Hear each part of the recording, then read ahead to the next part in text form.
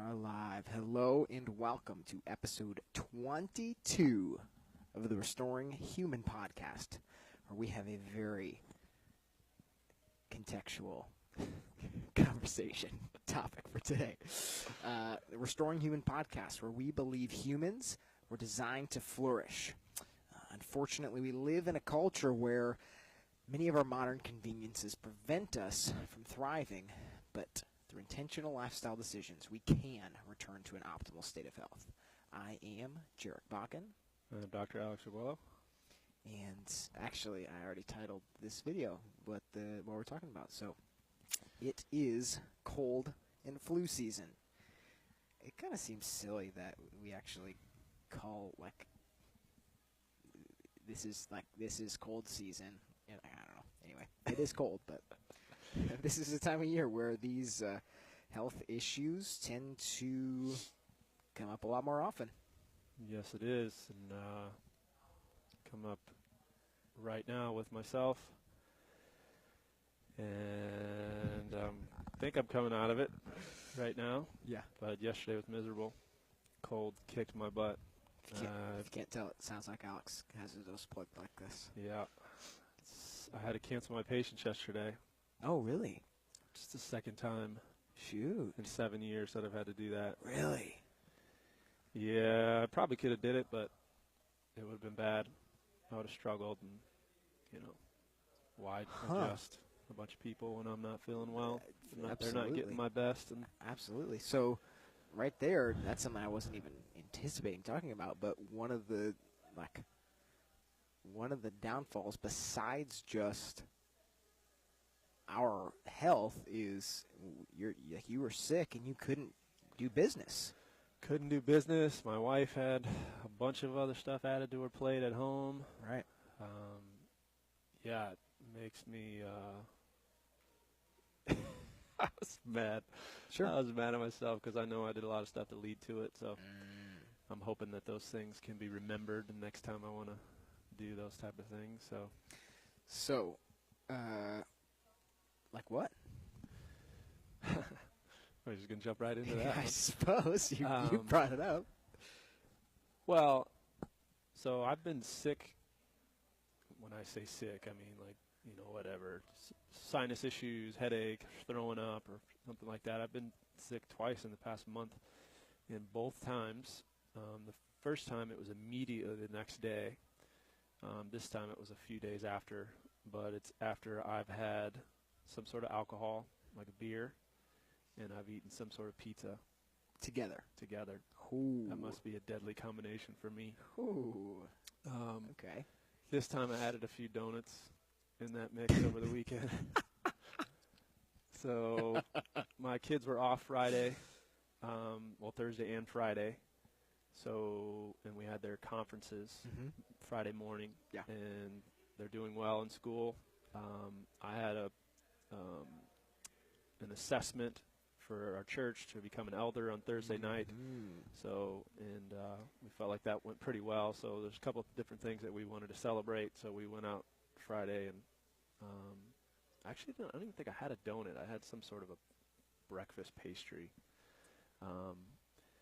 And then there was a celebration Sunday night where I had a bigger beer than I usually would. And then some more pizza than I usually would. I noticed some stuffiness on Monday, but didn't really think much about it. So just continued doing what I typically do. Yeah. And then Tuesday night started to feel a bit more, but Wednesday is really when it's more of a headache, sinus headache. Just kind of felt like my head was 10 pounds heavier than it usually is. And then so that's when I started to do some things to try to combat it. Sure. But then Thursday I woke up and it was really bad. So sure. Slow, gradual onset of it. Yesterday being the brunt of it. Today coming out of it, but still pretty nasally and stuffed up. So I think if folks are, if this is not their first show, they'll hear the things you just said and quickly be able to recognize, okay, taking in things that are not beneficial, like the alcohol and the pizza and stuff, and then when that stuff is present, that means you're not eating something that might actually be beneficial, like in those meals. So there's like that, like deficiency and toxicity stuff right there. Yeah. What about, is there something unique that it was, the start of November and it's been, it was 19 degrees when I woke up this morning. Is there something unique about this time of year that like makes that the perfect storm? Yeah. Well, I think just with so again, back to the whole stress thing, our immune system is going to suppress when we're under stress. I didn't even mention that. So you had Thursday night, you had a very highly stressful situation going on. Yeah. So, but any sort of stressor is what I was referring to there. So if it's bad food, that's a stressor, the chemical stressor. If it is something like that, emotional, mental stressor, or if it's a physical stressor. So I would say the cold weather is somewhat of a physical stressor to our bodies. Sure. Our bodies can adapt to it, especially if we've lived here for a while. We should be able to function fine there. But it's still a stressor that if we're not doing all the other things to eliminate those stressors, then it's going to keep our bodies in a state of stress, which is going to keep our bodies with a suppressed immune system. We're always exposed to different pathogens, different viruses and bacteria and funguses and parasites and all these different things, but our immune system hopefully is defeating those things. But anything that allows our immune system to suppress, that's when those things can kind of attack us. Sure. And what I'm experiencing is what most people know as sick, but it's still my immune system working. My immune system just had to do some extra things to try to eliminate this particular, I'm assuming, a virus that I had, which is what a cold is. It's just it's any number of, I think it's like 200 different viruses that can affect you that would cause cold-like symptoms. Sure. Okay. So let's go there to the root of it. What is a cold? What is a flu? So is it safe to bundle those things together? Well, they're both viruses. They both come from viruses. Flu is the influenza virus. Okay. Probably the biggest differences in a cold and a flu. So that's really important to address, actually, is to know if it's something that is a little bit more serious as a flu, as opposed to just a common cold. I think it's like 50-60% of the when you have a common cold, it's something called the rhinovirus, which is everybody's been exposed to that. We're exposed to it multiple times a year. Again, something might happen like it's happened to me a couple times a year where you're actually expressing symptoms, but you're exposed to those things all the time. So something like a cold, a basic cold, will come on gradually, like I explained with mine. Yep. If it's a flu, it's something that's going to happen right away. You're going to experience More acute. symptoms. Right after you're exposed to it, you're going to be pretty miserable the next day. Tiredness, fatigue, muscle achy, those will be more severe if it's actually a flu. If it's just a cold, you might not even have that stuff, or it'll be very, very mild. With the flu, you'll have a fever that gets up to 102, 103, 104. A cold, most likely they're not going to have that. You might have a slight fever, might just be 100, 101, but it's not something that's going to get significantly high. Flus can also get into the chest cavity, into your upper respiratory system, where colds are more like sinuses, your head, maybe even ears. So it's not going to go lower into the respiratory tract. So those are just some kind of differences in the cold and flu, but they're still viruses. Yeah. Which a virus is an interesting pathogen. So unlike a bacteria or parasite or fungus, anything like that, those are actually living organisms that can just get inside you and then multiply themselves. Where a virus is not that. It actually has to get inside of our cells, inside of our DNA, and use us to replicate, which is why it's been so difficult for medicine to actually come up with something to kill a virus. Right. We hear all the time about antibiotics.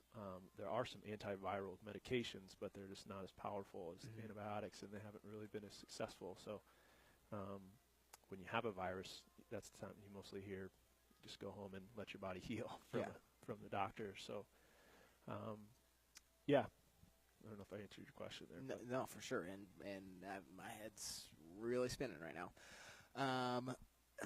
So because it's a virus, both colds and flus, what then can we do to heal from that? So when you actually have one, or Sure. Yes. So that we'll touch that first. yeah, so because there's, again, developing something like an antiviral medication, those just aren't very successful. What that means is your immune system actually is the one that has to do the work. Mm-hmm. So the best thing that we can do is making sure that our immune system has the energy that it needs to be able to then find this virus and fight it off. So that's why the first thing that I did is I decided, okay, I'm not eating anything. Because like we talked about a couple episodes ago, Mm-hmm. I think, once you eat, now your body needs energy to digest the food that you're eating. Yeah. And there might even be toxins in that food. So now the immune system has to react to that. So you're taking away energy that the immune system needs, and you're maybe even occupying the immune system with what you're eating. So then just, if you are going to eat, if you get really hungry, then eating something that's going to be very nourishing to your body, maybe even immune system boosting. But just staying hydrated and not eating is the best thing that you could do. That's what's going to at least allow your immune system to work. Give it the most capacity. Yep. And then your body has to just be really good at detoxifying, because the immune system is finding all these things and eliminating them. You have to be finding them and killing them. You want to be eliminating, a lot of the byproducts of that whole process. So a lot of the inflammation that happens in the sinuses and all those things, your body really wants to be getting rid of all that stuff after your immune system has found whatever it is, the virus, bacteria. So making sure you're staying hydrated, especially if you have a fever, if it is a flu. Right. You're going to be sweating. Yeah, you definitely want to be sweating with those things. And because you're sweating a lot, you're going to be losing a lot of water. Mm-hmm. But we also just need to be well hydrated if our bodies are going to detox. So those are the two primary things I would say is staying away from, for sure, heavy meals so that you're not taxing your digestive system, and staying well hydrated so that your immune system can actually do the work that it's needed to do. Yeah. So I think there's definitely people that are going to hear that and be thrown off, because I know, like, it's common to think, like, okay, I've got the flu, I need to, like, I'm feeling weak and lethargic, and I think it's super common for people to think, like, okay, I need to eat whatever I can, like, keep down to, like, get my energy back up. I think that's a fairly logical train of thought for a lot of people. Right. But again, I mean, I guess why that's backwards thinking is because when you eat something, in order to get the energy from that, you have to digest it, you have to assimilate it, you have to absorb those nutrients. So if your body needs energy to go and kill whatever has infected you, you are not going to digest that very well. And the capacity that you do have to digest what you've done now, just pulled the energy that it needs away from actually killing that thing. So your body is full of nutrients. We have fat in us. We can make glucose, which is, we get energy from fat and glucose. And we have protein, and if we even need it, we can break down protein to make glucose. So we don't necessarily need to be taking in more food for energy purposes, like a macronutrient. Micronutrients, yes, because those are important for our immune system to work, but we don't necessarily need food to be able to do that. Now, if you're like I was, and you want to try to push through, and go to work and whatever you need to do, then I would understand maybe thinking that you would need food to just function throughout the day. But then I would question, well, why do you actually need to function throughout the day? If you're not feeling well, then you need to rest. Sure. If your body's going to get better. There you go. Otherwise, you're just going to continue this process. And now something that your body could defeat in 1 or 2 days, 3 days at the most, now you're fighting this thing for 10 days, 2 weeks, which is what I see a lot. Sure. Yeah. So the practical piece there is rather than eating for energy, that is actually going to be working against you. And if you can, I think when you've got the flu, your body's telling you, I really don't want anything. Like, you don't feel hunger, and it's like listen to what your body's saying. That's probably going to put you in the best environment to heal. Yeah, you're not going to feel hungry, and then even if you do, you might throw it up. So your body's right, yeah, not putting anything in it.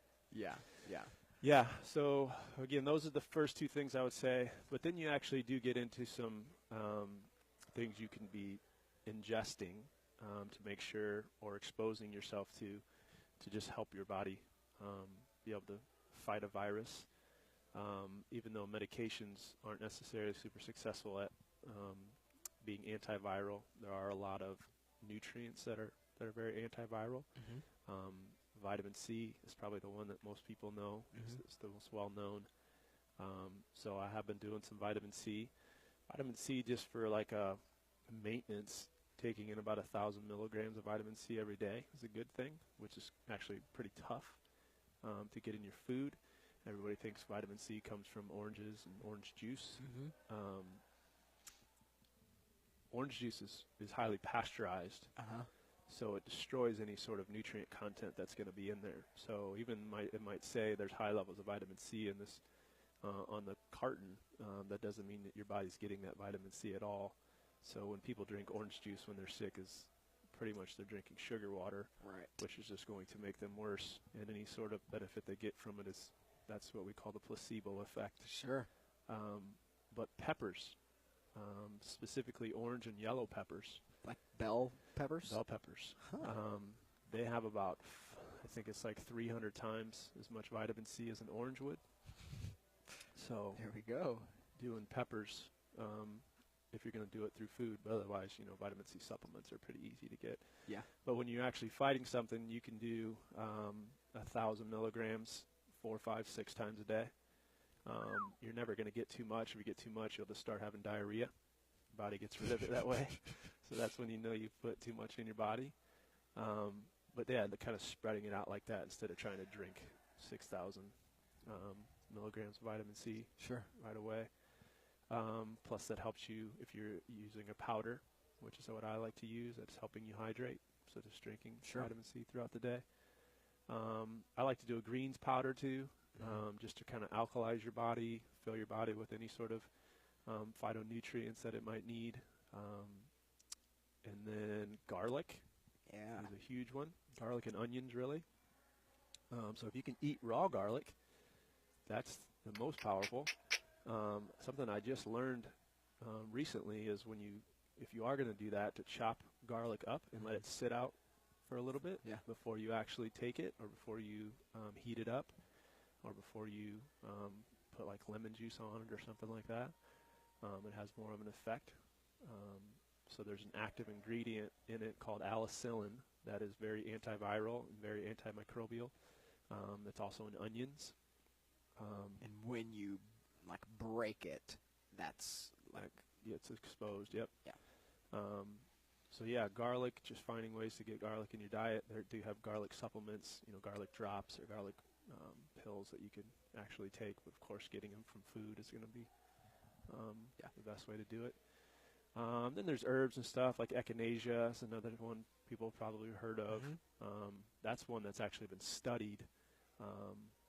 So there's lots of research on echinacea, and being able to, basically what they do is take a group of people that have a cold and they give them echinacea and compare it to a group that didn't take echinacea and who got rid of their cold faster. Sure. And people that take echinacea, their cold they don't have it as long. So which is, again, the supplement, or you can drink echinacea tea. A lot of the stuff that's good you can drink in teas. So not only is it kind of a soothing effect on your throat, or you have a sore throat with the tea, but you can do ginger tea, which is something else that I've done in the last couple of days, or echinacea tea. Both of those are really powerful. Oil of oregano is a really powerful one. That's one of the most potent essential oils. Yeah, that stuff's crazy. So you can, if you can stand the taste, you can put that in some water and drink that. Otherwise, you can just diffuse it. So aromatherapy is another thing that I've been doing. I've been doing eucalyptus, which just has a powerful effect on the upper respiratory tract. It's kind of opening up sinuses. I've been putting peppermint oil on my head for kind of the soothing of the muscles for the headaches. But so how I don't eat, I did try eating just a raw clove of garlic. Chewing it? Yeah. Ooh. Yeah, that was intense. Yeah, I mean, it's but doable. What I've done yesterday and then today again is I've done some bone broth, which bone broth has a lot of stuff in it that's really good when you have a cold, which is what people used to, eat chicken noodle soup when they're sick. I would leave the noodles out, and the chicken probably isn't necessary either, but it's what's in the actual broth is helpful for people. There's just lots of there's bone marrow in the broth, especially if it's been cooked with good bones. That's good for your immune system. And then there's some amino acids that are there that just help to rebuild the tissue, bring down inflammation. So what I've done is kind of infuse the bone broth with raw garlic and raw onions. So just getting all that allicin and then the good stuff that's in the bone broth and just sipping it like a tea. So did you make the broth to begin with? Yeah, my wife made the broth. She So already had it. She didn't necessarily make it specific for that. with the garlic and onion, you're saying like when you're actually So the broth is already that, made. or so you're talking about after? Yeah, so the broth is already made, which she still had, Because you could do that stuff in with the actual steeping process of. Is that that can be part of your bone broth. Is that what you would call that? Like that's what you call when you like making coffee? It's a similar process. I don't know. Anyway. I don't know, but yeah, when I heated the broth up, I added some garlic and I added some onions. Okay. And then I ate the garlic and onions after that, so it wasn't strictly raw. Right. Yep. Cool. Very cool. And then vitamin D is the other one. So getting out in the sun as much as you can to absorb the vitamin D. But if you are sick, you want more of it, so that's when you would want to supplement. I've went back and forth with like super high levels of vitamin D. There's been some times where I've told people like if they're really sick, even like 50,000 IUs a day of vitamin D. Yeah, that's real high. It just depends. I mean, so many people are so deficient in vitamin D, like it's not going to hurt them to do that. Mm-hmm. So it's tough without knowing what their levels are at. Sure. But taking extra vitamin D, you're going to be fine, especially because your body needs it right now. So vitamin D, what it does is activates some immune system cells that then go and try to find these viruses and kill them. So your immune system might want to go and kill these cells, but if they're not activated by, it's not vitamin D that activates them, but vitamin D does something with a protein that then activates these cells. If you're deficient in vitamin D, then your immune system might want to go and kill something, but it can't because it's not activated. So that's why high levels of vitamin D are important. So trying to boost those up when you are actually fighting something is definitely a good idea. Cool. So when people do have probably flus more specifically than colds, especially with kids. So you talked about the fever and having high temperature and stuff. So on one hand, we're saying like there's not much that you can take, especially any type of manufactured, pharmaceutical or anything like that. But even as far as real food stuff, there's this kind of handful of special tricks you've got up your sleeve. But other than that, one of the best things is to support your body by leaving yourself alone, getting in a low stress environment for your body to heal. Mm-hmm.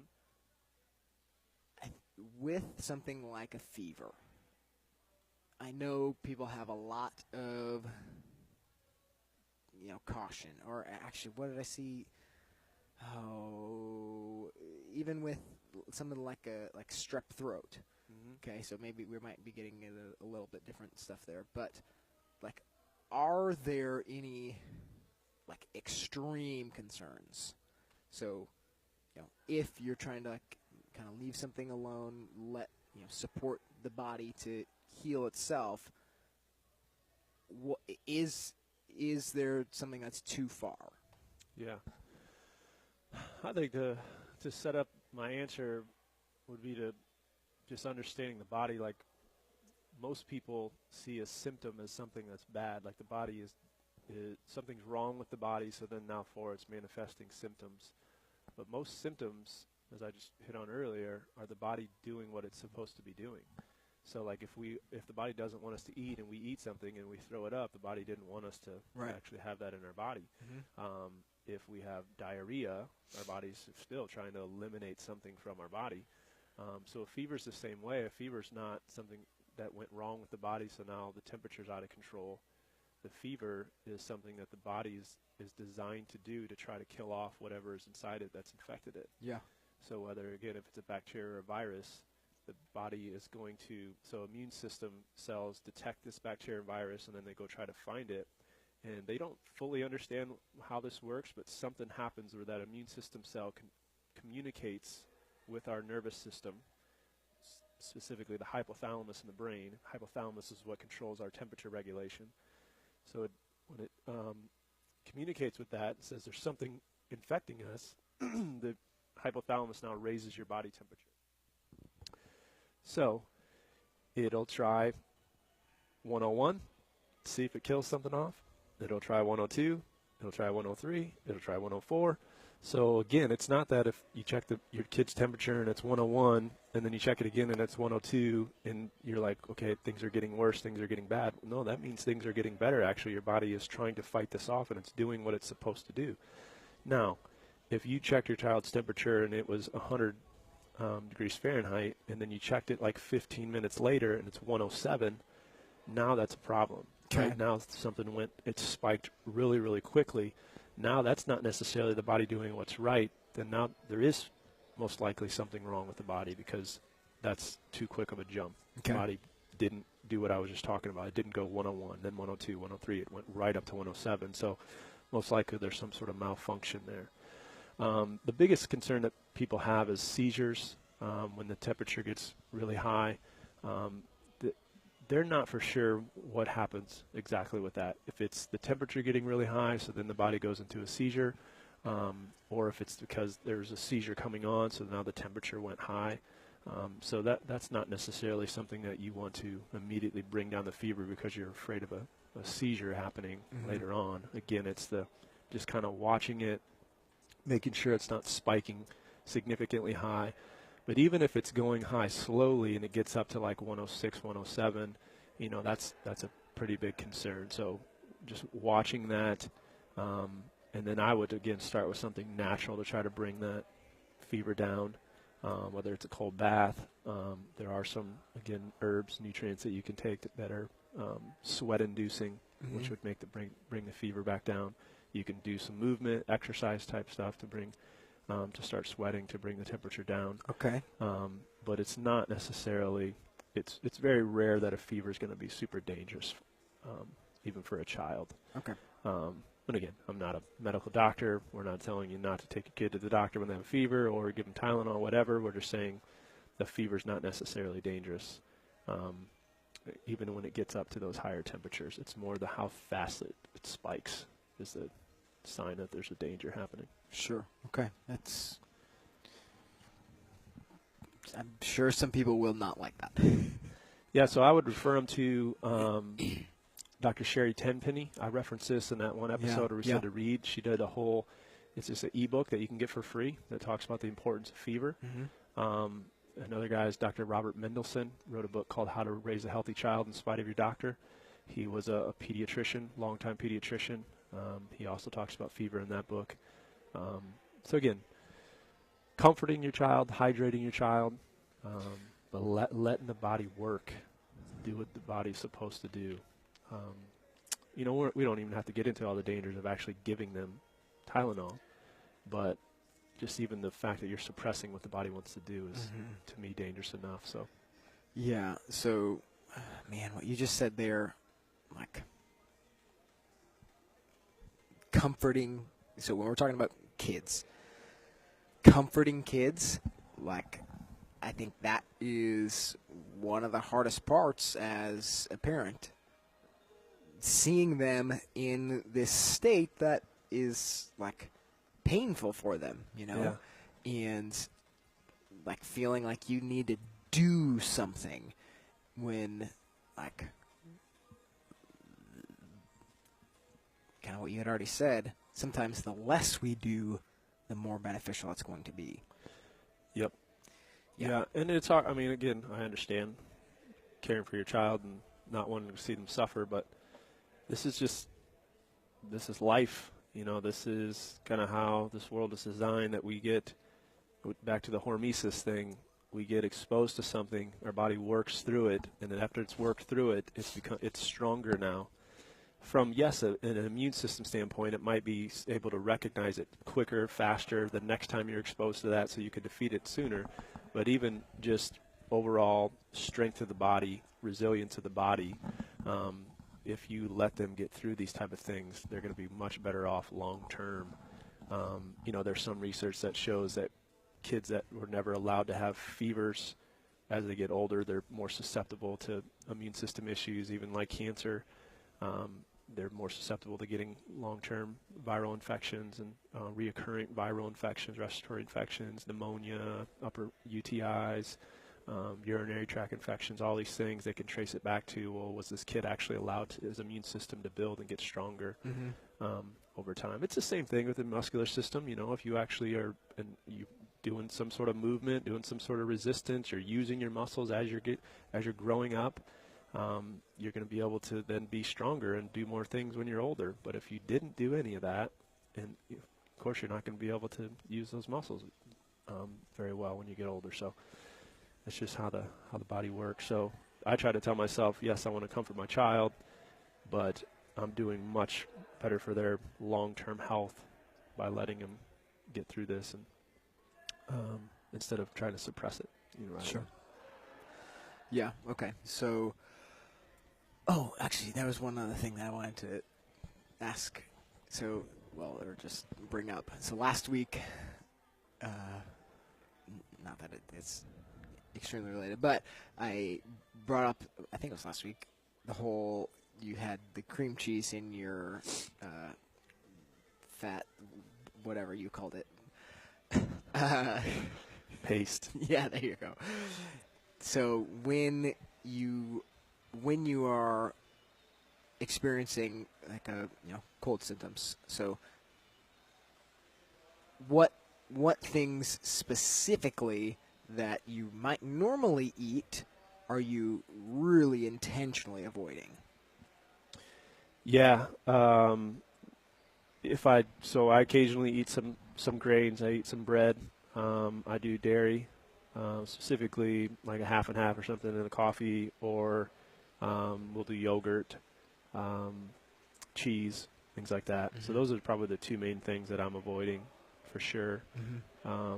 If I'm trying to fight something off, just because a lot of people have sensitivities to both of those things, and they might be very low level sensitivities, but any sensitivity is going to be enough to create inflammation. So like me, when I was really inflamed in my sinuses, I want to try to eliminate anything that brings on more inflammation. So, of course, sugars, the main thing that's going to bring on inflammation. And then grains and dairy are the next two things that I would say trying to eliminate. So even though they could be healthy, especially if it's a cultured dairy, if it's a sprouted bread, sourdough bread, something like that, I'm still eliminating that because the part that could be inflammatory. Right. That's just going to cause me problem. Right. So with my son, so we're kind of constantly like geared towards, not introducing those potentially inflammatory things, and even like the things that are going to promote like just like the mucus and stuff. And so I know bananas are another one of those things that just are prone to promote that mucus buildup. Yeah, and that might have something to do. I mean, again, people are just sensitive to certain things. So if you've noticed that in the past that you might feel a little different when you eat bananas.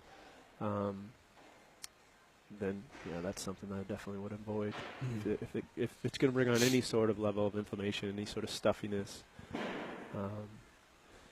That's like, so I said the beer and the pizza thing. Typically what happens in the past, when this type of stuff has happened, it's been ice cream for me. So I haven't had ice cream in a long time, like Whitey's type ice cream, you know. Yeah. So there's something about just that dairy mixed with all that sugar that just Yeah. inflames the mess out of me. Yeah. So it's a good thing to just be paying attention to. Like, notice, even if your kids aren't necessarily fighting something right now, or you're not fighting something right now, it's just noticing, okay, what did I feel different after I ate this particular food? If that's the case, then you want to 100% stay away from it. Yeah.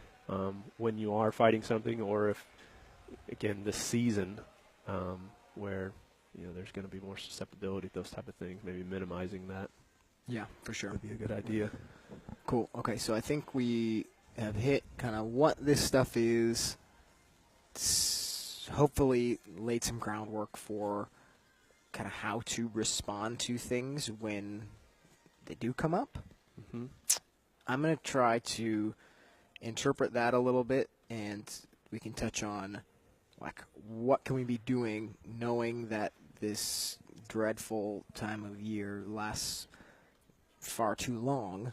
What can we be doing, you know, to try to prevent this stuff? So what you said kind of at the beginning, we're kind of entering this time of year where the cold weather itself is this kind of added stress. Not only like it like your body tells you when you're out in the cold that, like, hey, I don't like this. Let's do something to get to kind of a more, you know, 68 to 78 degrees type of thing.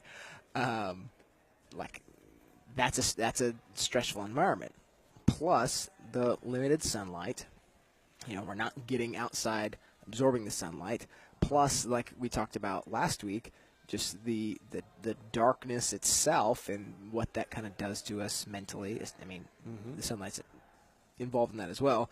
So it's like those things paired with when we add in these other, you know, what we're eating and kind of notching on, like, adding these things up, layering them on top of each other. That's when it's like these things that might be around all the time, because we're in this environment that has these just a few extra layers of stress, we're not as equipped to fight stuff off. Yep. So, knowing that during this time of year, we're going to have extra layers of that stress, and heck, even like holidays are super stressful. Yep. Like, being with people's families, even if it's enjoyable, like, there's a lot of travel involved, and Yep. There's travel. kids in the car is a nightmare sometimes. Exactly. Like, there's just so many other opportunities for stress to be raised that when we can make choices to not add any more stress, like, that's how we can deal with this. Yep. Yeah, I mean, we didn't really hit on the stress thing, but that's a huge thing that plays into why this is cold and flu season, because our immune systems are so suppressed. Yes, because of what we're eating, and maybe we even take off exercise during this time of year. There's those two things, of course, but this is also the end of the year, so people that have production-type jobs, they're having to work extra hours. They might have to work another shift, so maybe affecting their sleep. Like you talked about, having to be with family, that even if you enjoy it, but let's be real, most people don't enjoy it. So that might be an added stress. There's the financial stress of, I have to go buy all these gifts and stuff for people. There's just a lot of stuff that's stressful. So trying to minimize that as much as you can, trying to have the right mindset about it. You know, because it's not necessarily the circumstance. It's how you're responding to that circumstance that really is what's going to cause physiology to go negative on you. Yep. But then also having something that you're at least having parts of your day where you're in a state of peace.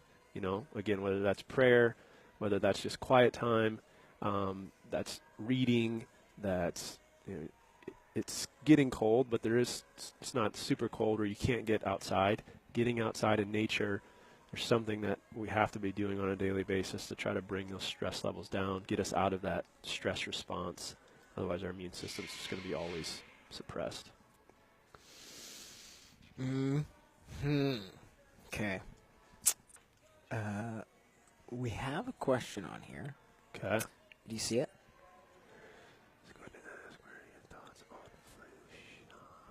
Now you already said it. So I was gonna say we can either attack that right now, or we could maybe tease next week with that question and maybe broadening out on that question.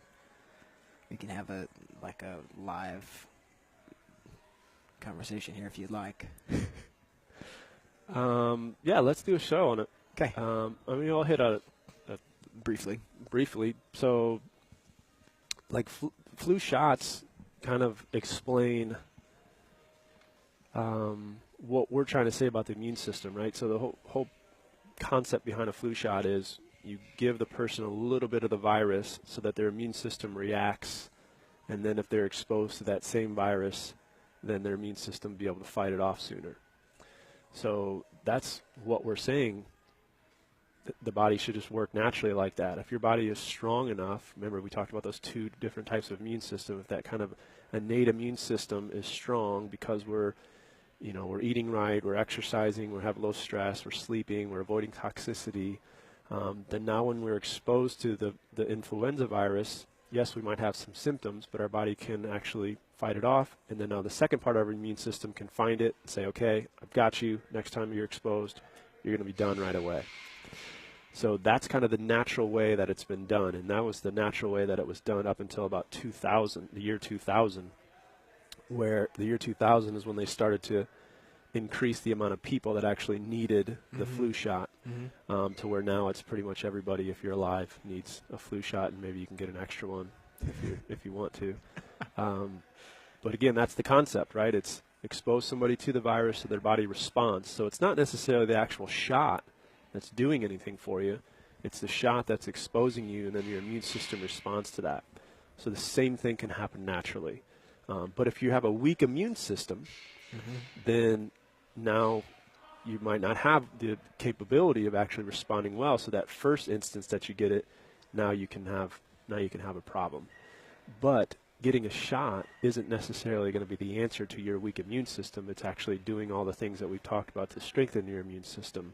Yeah, that's going to be the actual answer to that. So that was a little bit of a tease. There we go. We can go into other issues with them. But so there, you have your little bite for next week. We'll hit on flu shots and probably other, probably just a whole philosophy around immunization. Yeah, we can do that. Fair? Cool. Yeah, we'll definitely do that. So as far as cold and flu stuff, practical stuff for people walking into the next few months. For us, you mentioned you can't remember the last time you've had ice cream or whatever. During the summer, that's something we go do every once in a while. But now that we've kind of gotten into this season, that's something that is we're probably not going to do that type of thing. Go as a family and go do that, just because it's that extra layer that we probably can't afford during this time of year. So I think any type of those little celebrations where you might be a little more lax about certain decisions, this is probably the time of year where we should need to be a little tighter. I don't know what the better way to put that is, but just a little less relaxed about some of those things, and just a little more intentional about, just your awareness of the added stress in other areas that you don't have throughout the summer months and stuff. Yeah, or go do it, but know that most likely you're going to get sick. That's true. So, that's true. Don't do it and then just try to live your normal life. Do it and say, okay, I'm most likely going to be, my immune system is suppressed. That's been shown in research.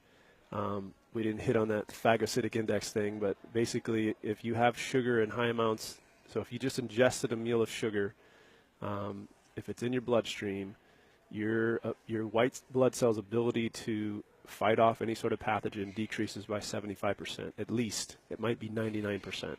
So basically your white blood cells shut off, so they can't fight off anything if you have sugar in your body, in high amounts, of course. So if you do that, your immune system's going to be suppressed. So then if you do get infected with stuff, which you always are, it's impossible to not be around germs. Now you should probably start thinking about, okay, maybe I should start eating more lightly. I should for sure be hydrating my body. I should for sure be prioritizing my sleep and sleeping well, fighting any sort of stressors that we might have. So being able on the back end, I guess, do what you need to do.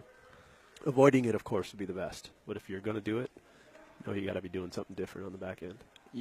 So definitely on the back end, would you like?